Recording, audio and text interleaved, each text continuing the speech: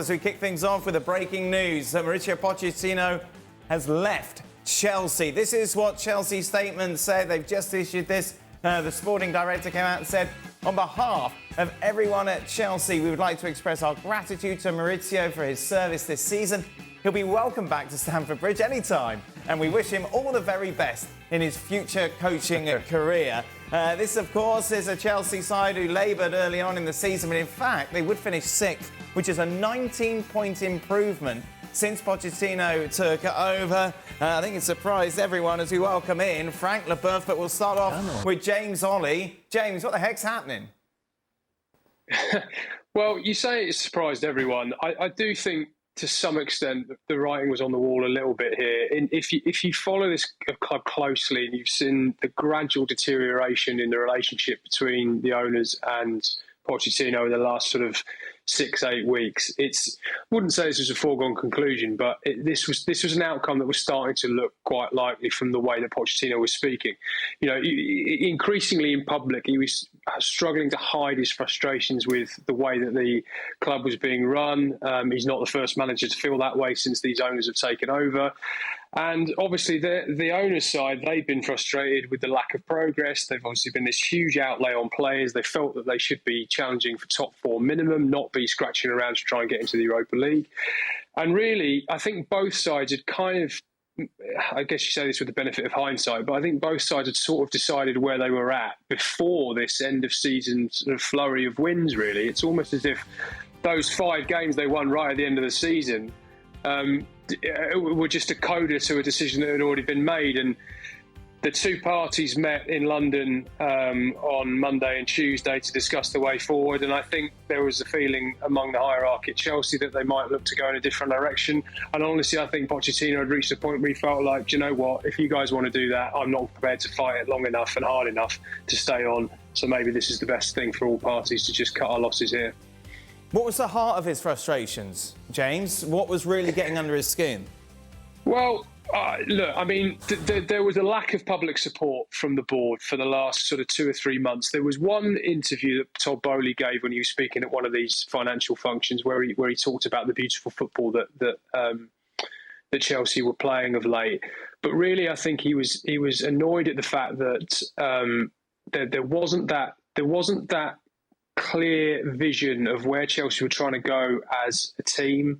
The two sporting directors that have put their name to that statement, where is the angst, discord, where is all this coming from, this sort of separation of the vision of what, you know, Graham Potter and now Pochettino, that's Thomas Tuchel, that's 3 managers. 3 experienced managers, one maybe not quite so much in Graham Potter, but certainly the others are hugely experienced, and they've all gone. But, you know, where's this vision coming from? Because, let's be honest, the actual money men behind this, they're pretty clueless when it comes to this sport. They're business people. So then you're hiring sporting directors who I would imagine are fighting over themselves to see who's getting the biggest cake at the end of the day. You know what I mean? It's like one of those contests. So who's making the decisions? That, you know, that's what I want to know. Who's going back to the owners and saying, not sure about this one either? It has to be those two, Winstanley and the other guy. And it's all a bit of a mess. I mean, honestly, it's just... they talk about vision. Come on. I mean, don't get me wrong. He wasn't without fault this year, but they did finish strong. Yeah, but exactly. As James said, he's been throwing things out in press conferences for a few weeks now about his future, but they just don't have a vision. They're stumbling from one manager to the next, and they're going to do it again. Craig's got James back for us. Yep. James, to that point, as Craig says, obviously the owners aren't particularly experienced in this sport. So who is going to him and saying, you know what, Pochettino's not the right man?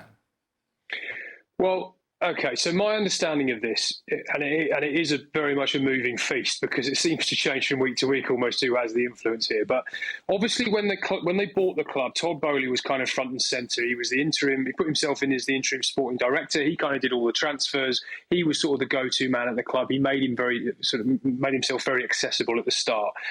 Now, over time, Bowley's kind of taken more of a back seat, and it's actually Ben Adigbali who's kind of more involved in the day-to-day overseeing of what's going on, obviously overseeing the two co-sporting directors. Now, those two weren't supposed to be co-sporting directors initially. They were going to bring one in before the other, but because they couldn't do that because there was an issue with gardening leave, the other guy got in first, and then they went, oh, okay, well, we'll make you co-sporting directors at the same level, right? So that structure was never supposed to be like this.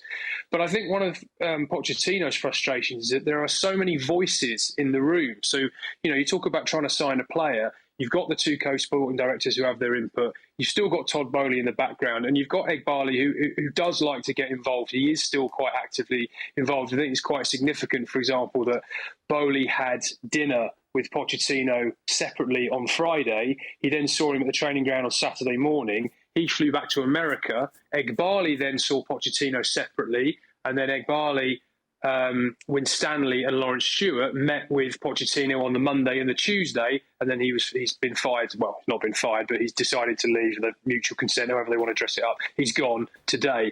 And that tells you that he's had to jump through those kind of hoops to leave the club. So you can imagine what it's like when he's trying to get a player in he wants, or he's trying to get a coach in he wants, or he's trying to make some sort of meaningful change, or try and get a grasp, a handle on what the bigger picture is, what the vision is. And I think that frustration at that lack of clarity, we've really seen it from Pochettino in the last few weeks. And really, we've seen it on the pitch, right? Because, the piece that I'm doing at the moment for the site, it noses on the idea that Cole Palmer, who's been a fantastic player for Chelsea this season, probably their best signing, they didn't want him last summer.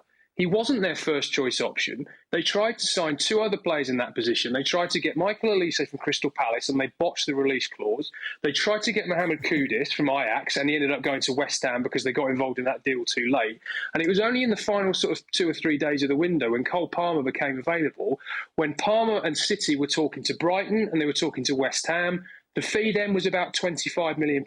What did Chelsea pay? 42.5. Now, it looks great business now, but it was mad at the time because no one really knew how good Cole Palmer was going to be. City obviously were thinking, well, we're going to get maybe 25, maybe a little bit more million for him, for a player who could have some potential. Chelsea came straight in. Now, that one's paid off.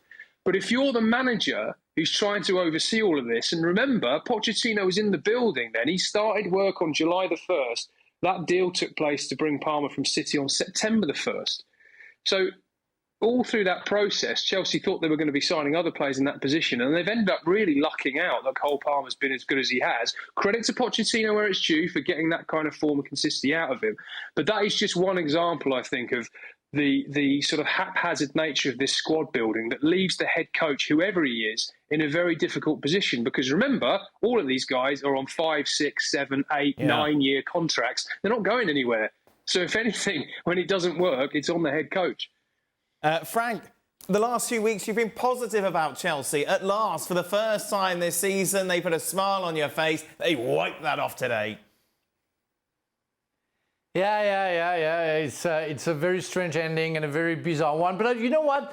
When Pochettino made a comment and a post-conference call about what he wanted, what kind of player he wanted for next season, he talked about experienced players. And I thought to myself, wow, that's strange. It's not at all the idea of the board who is going to the trading business system, and they're not going to change their mind. So at that time, I said, well, maybe something going on right now, or maybe they change their mind, which I doubt about it, because they all think about money. And we can see now that was the beginning of a kind of a revolution from Pochettino. And I think the guy knows his job, knows what he needed, but it doesn't go with what they want. So it's a pity because at the end of the season, yeah, it was better. Some people, and Steve was saying that it was better because they had nothing to play anymore, and they become exceptional for the past games. But we don't know what we're going to face next season, really. It's still shaky. We don't know where we go. With all young players, you never know because there is no basics. It's just static. They're just grounding the future.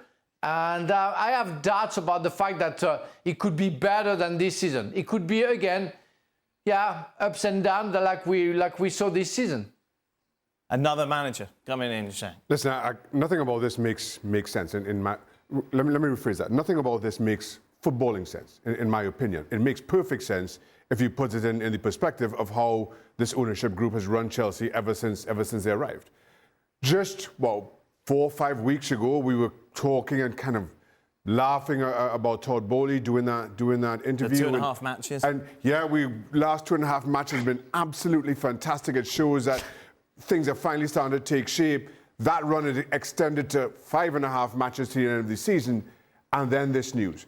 So for me, it says that either Todd Boehly or the rest of the ownership group, there's some kind of a disconnect as to where they are or where they feel, what they feel the direction of the football club is, and in whose hands it needs to be.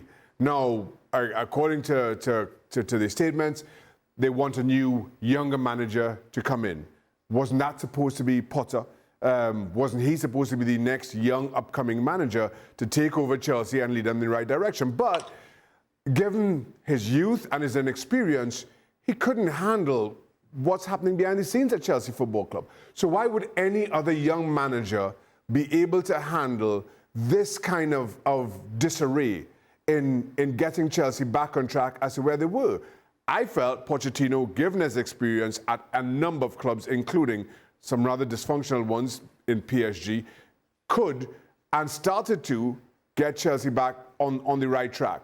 Yet he's just now another victim of that disarray, and I'm not sure where Chelsea go from here. I think Graham Potter and his staff and probably Pochettino were quite glad to take their payoff and get out of there and get away from the revolving carousel of players coming in, particularly back in the halcyon days of the early part of this ownership. But you remember, we go back to when they first bought the club and they were out front, Todd Boehly in particular, spouting about this and that, and all-star games. And we said at the time, this is a circus, and how are they going to run the club? Never mind all this spiel.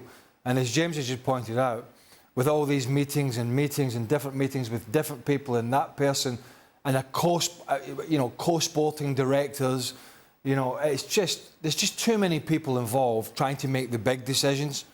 The big decisions, there has to be a real just core element.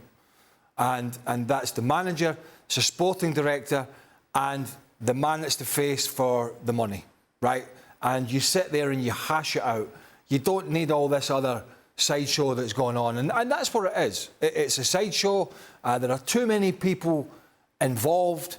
And I think, even without people that don't know much about the footballing side of it, when you have the co-sporting directors in there as well, who, unless by some miracle they agree on everything, it's going to be a mess. Of course it's going to be a mess. De Zerbi? Is that the next manager, James? I don't know. I don't think they know. Honestly, I really don't think they know. I think that there's a desire to get someone in who, a sort of panacea, who's going to be a manager who can inspire a young group, but also has the experience to be able to tell a World Cup winner, for example, in Enzo Fernandez, what to do. I mean, you look at that list. Well, this is it. But this is it. But, we joke about that. But what's really changed in 12 months? The squad profile is obviously very, very similar. And if you've identified characteristics in a certain manager that you want to lead that particular group of people, it's not going to be any different 12 months on, is it? I mean, we're looking at those lists there. I cannot believe that Thomas Tuchel would go back after the complete breakdown in relations between him and the ownership. I mean, there was a total disconnect there by the end. I mean, Amorim's obviously attracted a lot of interest from Premier League clubs across Europe. He does have, I believe, a release clause at Sporting Lisbon. He's 39 years old, obviously very highly regarded across Europe, but an unknown in this league.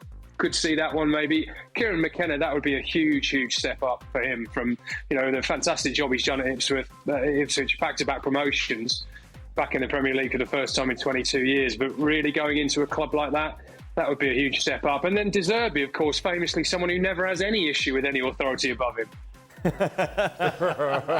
I mean, and Robert, I'm a big fan of De Zerbi, but he had a very up and down season, finished in the bottom half. And Kieran McKenna, we covered the Championship playoffs, back-to-back promotion, as James said. He's an He's a left field thinker. Yeah, a young man with a really bright coaching and managing future, thinks outside the box, brings in all these different strategies for training and all that, but that's just too big a jump. Yeah. And if Chelsea, I don't know if they've had I don't know if Igbali and Todd Bowley have popped their head above the parapet and noticed that there are a couple of other big clubs, at least, who are, one in particular is hawking itself around the globe looking for a manager in Bayern Munich and can't find one. Yep. It can't find one suitable, and has gone back to the previous manager, the current incumbent, I don't think he's left just yet, and Thomas Tuchel, who might have gone back, then he decided not to. And then Man United, who I think if there was anybody decent around and they could afford it, would probably sack Ten Hag on a whim, probably after the FA Cup final. It may happen, it may not. But the big talk there is, but who's out there? Because Liverpool, they were looking for a manager, and they managed to find this Dutch guy, Arne Slot. We don't know how that's going to work. So there's not really many out there that you would say, that's the guy, yet they come out and say, I tell you what, there's plenty of fish in the sea. We'll just fire him, because nobody else, there's no other big clubs looking for a manager. So we'll fire him, and we'll see what happens. Who do you want? Who would you want, Frank? Craig. Who do I want? I don't know. Not Tuchel, because I think it's impossible for him to come back. I don't know for the others. Apparently they want a new coach to train, so an experienced coach to train inexperienced players. So if it works, we can call that a miracle. I mean, you have the picture of the best club in the world, which is Real Madrid. Ancelotti, I think, is a little bit older than I am, and with experienced players, and it works. It works with no defense, with players being injured. And they take not young players like Nacho, like also Rudiger, experienced players, and it works. And they are the best team in the world with maybe Manchester City. So why do you want to take the other way to think that you're going to be successful when you know nothing about football? That's becoming upsetting for me, because you have an easy path to follow. And you look at the other clubs, how they work, and maybe try at first to do what they do, and maybe go on your own way when you know and when you are becoming successful. But it's not going to work. We see some clubs like Leipzig trying to do that, but it's different. The mentality is different, and they're not trying to be Chelsea. Chelsea have a history, and you are trying to change everything. And the new coach, because I said that when Pochettino signed, he cannot change anything.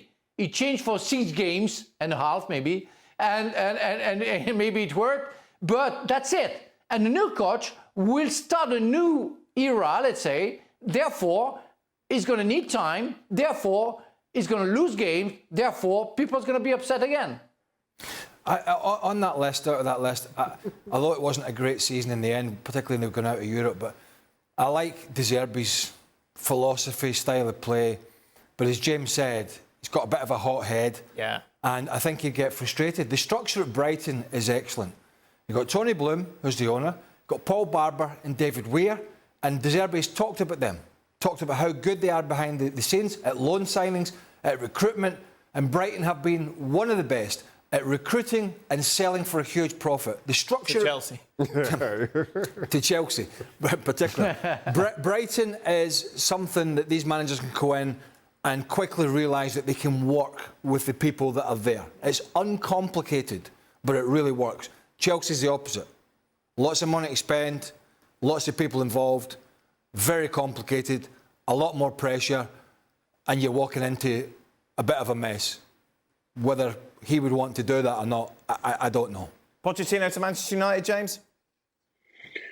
It's not impossible. I mean, they have spoken to him a couple of times before. I don't think it ever really went anywhere on those 2 occasions, but he would obviously be a manager of interest to them, because, as Craig quite rightly says, there's a lot of top clubs out there who are looking for managers, and it's not as if they're having their doors knocked down by all these fantastic options. So, no, look, I mean, as far as United are concerned, there is a view within the FA that they're expecting perhaps an approach from Manchester United for Gareth Southgate this summer. I don't know whether that will happen. I mean, it's a complicated one with Gareth, because obviously, say England win the Euros or they get to the quarters or even the quarters or the semis, they're going to be engaged in Germany until sort of early July, and United would start their pre-season. I think I've got a feeling they come back on something like the 5th of July. So it's, when the tournament's still going on. So could you really have a new manager taking over when the team's starting on this pre-season plan? That would then lend itself to a manager who's out of work. And obviously, there's been a lot made of United not having a lot of money and headroom on PSR for transfers. And clearly, if they could get a manager of someone like Pochettino in for free, no compensation, no fee, no exit, anything like that, then, the appeal would be there. And, I think he would take it. I think he likes to stay in England, and he loves. He's just done his 400th game, I think he was, and he was talking then about how much he loves English football. So I think he would be open to it if they came for him. Bayern, of course, an option as well for him, Shag. Where would you go? If I'm Pochettino? Yeah.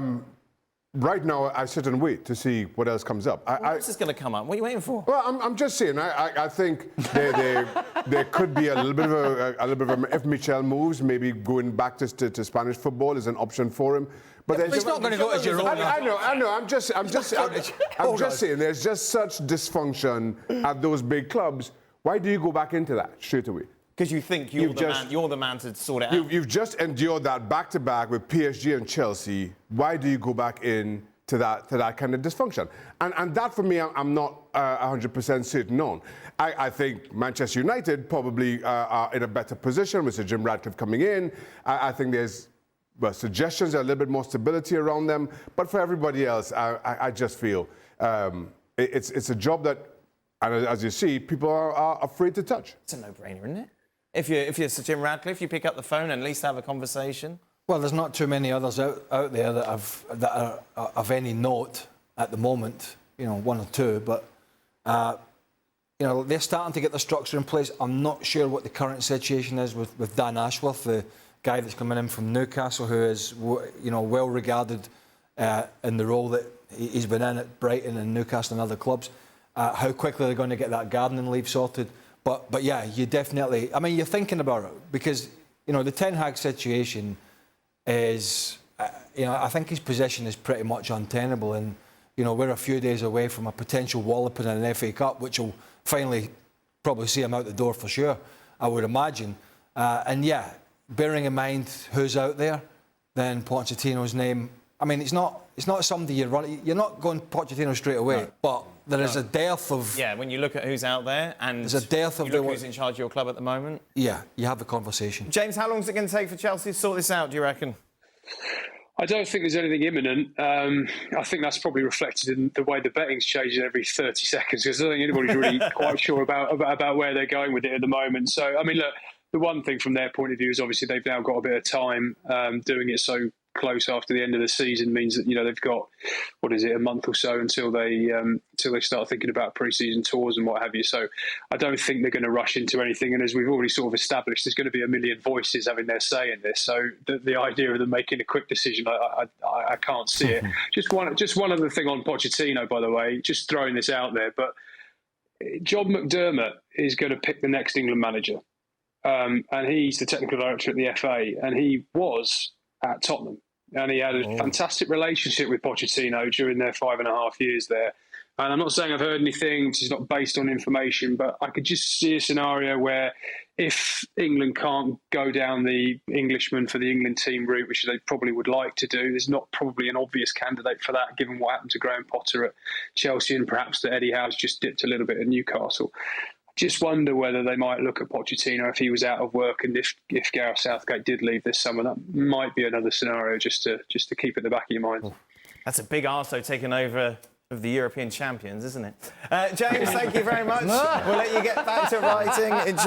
Enjoy your evening. Just a reminder. Here's what Chelsea's got ahead of them. Of course, they're here in the States once again for pre-season.